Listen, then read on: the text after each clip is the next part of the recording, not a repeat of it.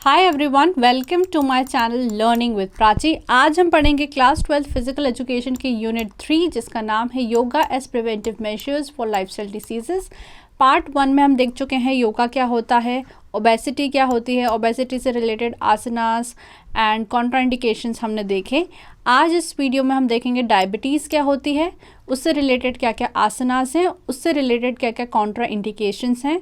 Again आसनास के procedure important नहीं है, आसना का मीनिंग क्या होता है, स्टिक डायग्राम आपको बनाते आना चाहिए और फोटो अगर आपको दिखे उस आसन की तो आपको पहचानते आना चाहिए कि वो आसन कौन सा है। सबसे पहले हम देख लेते हैं कि डायबिटीज़ होता क्या है। अब हमारी बॉडी में पैंक्रियाज होते हैं। पैंक्रियाज क्या करते हैं, इंसुलिन का प्रोड्यूस करते हैं। इंसुलिन का काम क्या होता है, हमारी बॉडी के अंदर हमारे खाने के अंदर जितना भी शुगर है उसको एनर्जी में कन्वर्ट करना। लेकिन जब बॉडी में इंसुलिन की मात्रा कम हो जाती है तो बॉडी में जो शुगर है, जो खाने में शुगर है और जो बॉडी में शुगर है वो एनर्जी में कन्वर्ट नहीं हो पाता, यानी बॉडी से बाहर नहीं जा पाता है और जो शुगर है वो हमारी बॉडी में ही रह जाती है। तो जब इनसफिशिएंट सिक्रीशन होता है इंसुलिन का, उसके कारण डायबिटीज़ की प्रॉब्लम होती है। इसके सिम्टम्स रहेंगे कि हमेशा थकान रहती है, विजन क्लियर नहीं रहता है, वज़न बहुत जल्दी से घटता है, बहुत ज़्यादा प्यास लगती है और एपेटाइट जो है वो इंक्रीज़ हो जाती है। इसका मेन कॉज ओबेसिटी हो सकता है, मोटापा हो सकता है, जो कि हमने पार्ट 1 में देखा। उसके अलावा कोल्ड ड्रिंक पीने से, सोडा वाटर, कोल्ड ड्रिंक, आजकल जो कंपनीज़ हैं वो बताती हैं कि ज़ीरो शुगर अल्कोहल और ज़ीरो शुगर कोल्ड ड्रिंक्स आ गई हैं, लेकिन कहीं ना कहीं जो कोल्ड ड्रिंक है ये सारी चीज़ें बॉडी को बहुत ज़्यादा नुकसान देती हैं। जेनेटिक फैक्टर्स हो सकते हैं, अगर पेरेंट्स को, ग्रैंड पेरेंट्स को हैं तो भी बच्चों को हो सकती हैं। स्मोकिंग अल्कोहल से हो सकती है और बहुत ज़्यादा मीठा खाने से भी डायबिटीज़ हो सकती है। तो डायबिटीज़ के बहुत सारे आसनास हैं, बहुत सारे आसनास तो ओबेसिटी में जो हमने आसनास देखे थे वैसे ही हैं, कॉमन ही हैं, लेकिन फिर भी एक रिविजन पर्पस के हिसाब से हम सारे आसनास को देखेंगे। फर्स्ट इज काति चक्र आसन, स्पाइनल ट्विस्ट पोज। तो हमने देखा था कि खड़े होकर बॉडी को पीछे की तरफ ट्विस्ट करना है और ऑपोजिट हैंड को ऑपोजिट शोल्डर पर रख लेना है, राइट। अब यहाँ पर इस आसना से क्या होता है, हमारे जो नेक, शोल्डर्स, वेस्ट एंड टोन हो जाते हैं। स्पाइन जो है, रीढ़ की हड्डी जो है, वेस्ट जो है वो स्ट्रेंथन हो जाती है। डाइजेशन अच्छा होता है तो कॉन्स्टिपेशन की प्रॉब्लम नहीं होती है, बैक पेन का प्रॉब्लम नहीं होता है और इस आसन को करने से बॉडी में बहुत ज़्यादा लाइटनेस फील होती है और मेंटल टेंशन रिलीव होता है। अगेन जिन लोगों को अब्डोमिनल इशू है या फिर स्पाइनल सर्जरी है, रीढ़ की हड्डी से जुड़ी कोई सर्जरी हुई है, उन्हें नहीं करना चाहिए। हर्निया और स्लिप डिस्क के लोगों को ये नहीं करना चाहिए। हर्निया हमने पार्ट 1 में डिस्कस करा था कि क्या होता है कि हर ऑर्गन का बॉडी में एक स्पेसिफिक जगह होती है, लेकिन वो ऑर्गन उस जगह पर ना रहकर बाहर की तरफ मूव करे, उसे हर्निया कहते हैं, जिससे व्यक्ति को बहुत ज़्यादा दर्द महसूस होता है। एंड स्लिप डिस्क क्या होती है, डिस्क जो होती है हमारी बॉडी में, जो रीढ़ की हड्डी होती है वो क्या करती है, शॉक अब्जॉर्ब करती है, फ्लेक्सिबिलिटी प्रोवाइड करती है, लेकिन जब ये जो डिस्क है अपनी जगह पर न रहकर अपनी जगह से हिलती है या अपनी जगह पर नहीं रहती है तो उसे स्लिप डिस्क कहते हैं। ये जो डिस्क है अपनी जगह से हिल जाती है, उन लोगों को ये नहीं करना चाहिए और प्रेग्नेंट लेडीज़ को ये नहीं करना चाहिए। तो याद रखना, कति चक्र आसन is what, spinal twist pose. Next is पवन मुक्त आसन।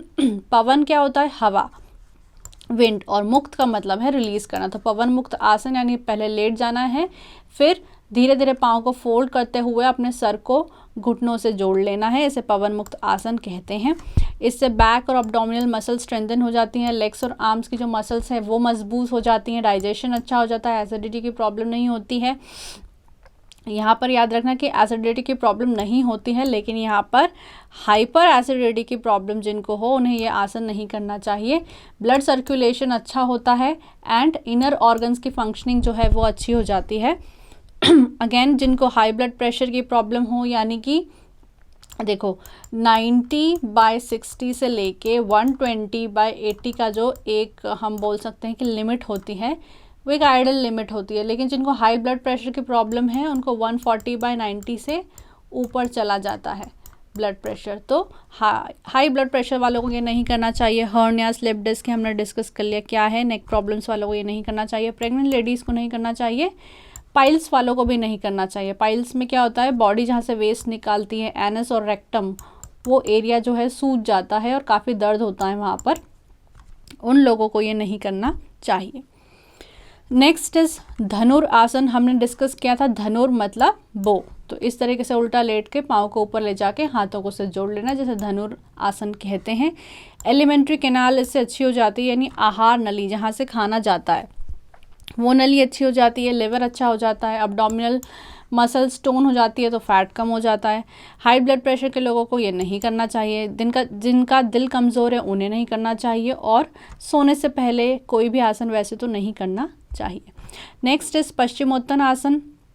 पश्चिम का मतलब होता है वेस्ट या फिर back of the body, and उत्तना का मतलब होता है इंटेंस स्ट्रेच। तो इस तरीके से सर को आगे ले जाते हुए हाथों से पैरों को टच करना है, इससे अब्डोमिनल मसल्स टोन हो जाती हैं तो फैट कम हो जाता है, एंजाइटी, एंगर, इरिटेबिलिटी कम होती है, कॉन्स्टिपेशन की प्रॉब्लम सॉल्व होती है तो डाइजेशन अच्छा होता है, अब्डोमिनल पेल्विक ऑर्गन्स जो हैं वो अच्छे हो जाते हैं, पेट के आसपास ब्लड सर्कुलेशन अच्छा होता है। इसलिए जो विमेन की अभी अभी डिलीवरी हुई होती है, जिन्होंने अभी अभी चाइल्ड बर्थ किया रहता है, उन्हें ये आसन सजेस्ट किया जाता है, लेकिन प्रेग्नेंट लेडीज़ को ये नहीं करना चाहिए, और जिनको स्लिप डिस्क की प्रॉब्लम है, अस्थमा की प्रॉब्लम है, उन्हें नहीं करना चाहिए। अस्थमा हम आगे भी डिस्कस करेंगे कि जो रेस्पिरेटरी ट्रैक्ट है वो नैरो हो जाता है, सिकुड़ जाता है, जिसके कारण ऑक्सीजन ज़्यादा अंदर नहीं आ पाती है, जिसके कारण अस्थमा की प्रॉब्लम होती है,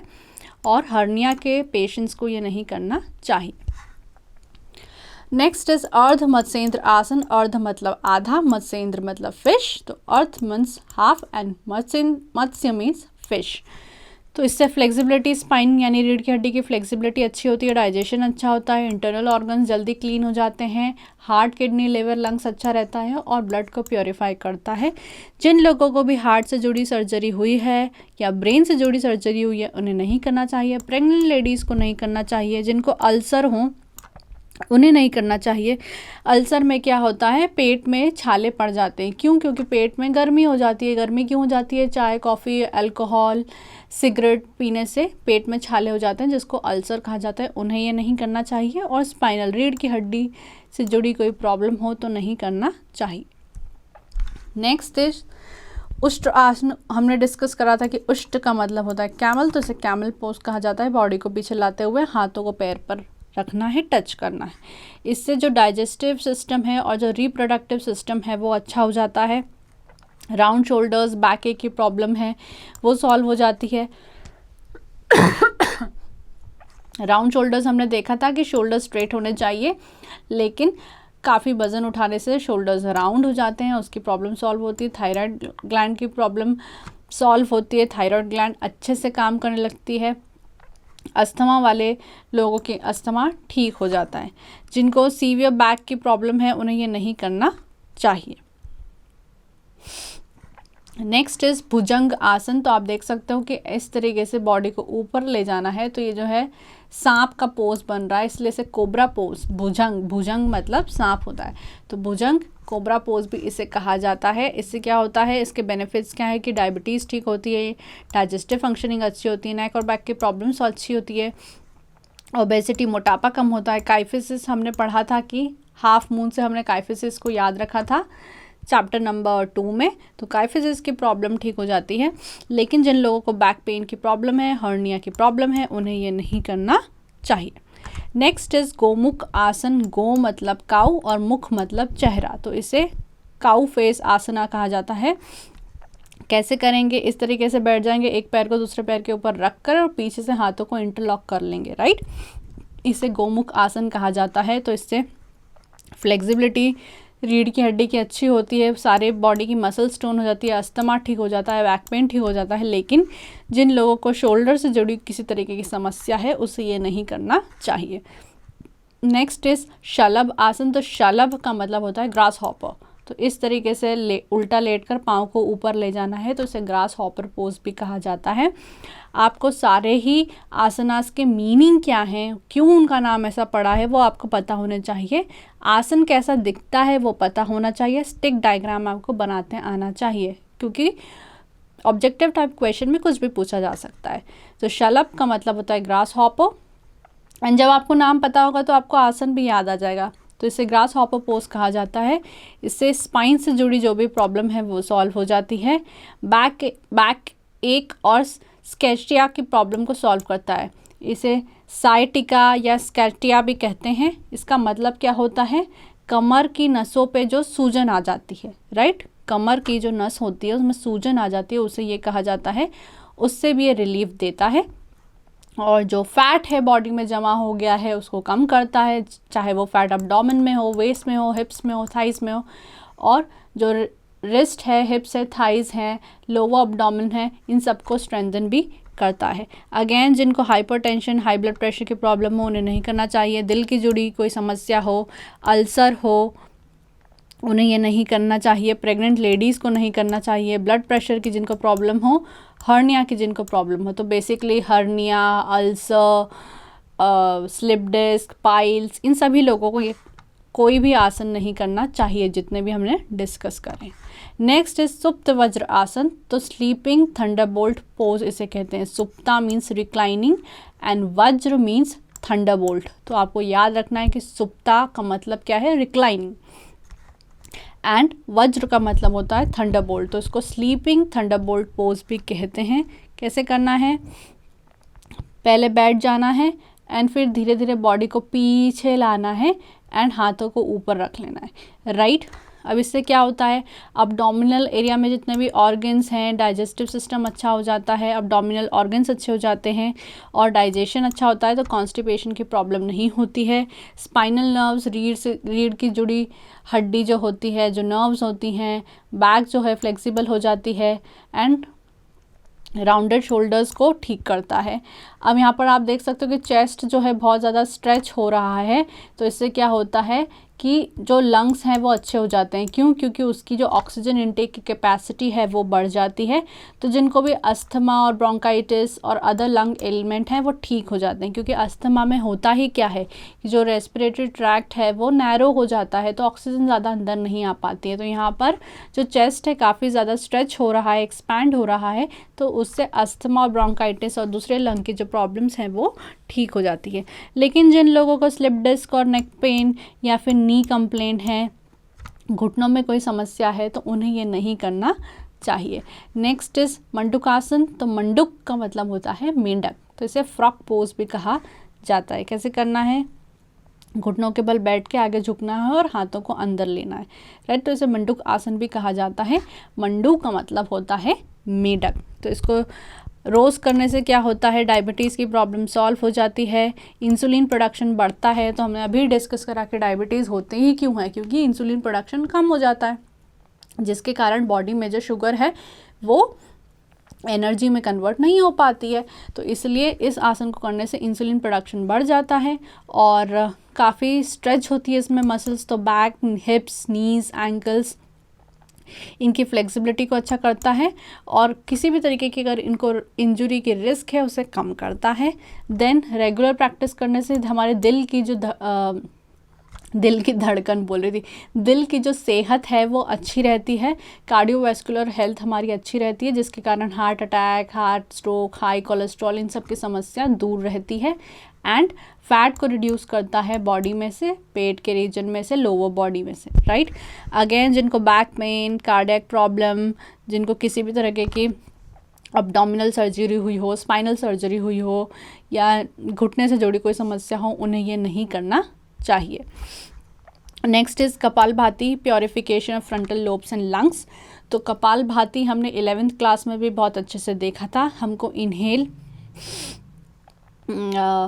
इनहेल करना है और एक्सेल करना है, लेकिन जब हम इनहेल करते हैं तो बहुत स्लोली और नॉर्मल करते हैं, और एक्सेल करते हैं तो हम हमारे स्टमक पे बहुत ज़्यादा प्रेशर पुट करते हैं, फोर्सफुल होता है और क्विक होता है, राइट। आपने इसकी वीडियो भी देखी होगी या बाबा रामदेव को भी देखा होगा। कपालभाति में क्या करते हैं, इनहेल तो हम बहुत स्लोली और नॉर्मल करते हैं, लेकिन जब हम एक्सेल करते हैं तो स्टमक पे बहुत प्रेशर आता है और एक्सेल हम क्विक और फोर्सफुल तरीके से करते हैं, राइट। तो इससे क्या होता है, रेस्पिरेटरी फंक्शन अच्छा हो जाता है, हमारा रेस्पिरेटरी ट्रैक्ट अच्छा हो जाता है, राइट। किसी भी तरीके का इन्फेक्शन, अस्थमा या हेयर लॉस की प्रॉब्लम सॉल्व होती है, गैस रिलेटेड इश्यूज, एसिडिटी की प्रॉब्लम सॉल्व होती है। जिनको blood pressure, heart disease, stroke, का खतरा हो उन्हें ये नहीं करना चाहिए। जिन लड़कियों को पीरियड्स आते हैं, पीरियड्स तो सभी को आते हैं, लेकिन जब पीरियड्स चल रहे हों उस टाइम पे ये आसन नहीं करना चाहिए, क्योंकि हमको पता है कि एक्सलेशन जो है वो बहुत क्विक और फोर्सफुल होता है, इसीलिए पीरियड्स में लड़कियों को ये नहीं करना चाहिए और प्रेग्नेंट लेडीज़ को ये नहीं करना चाहिए।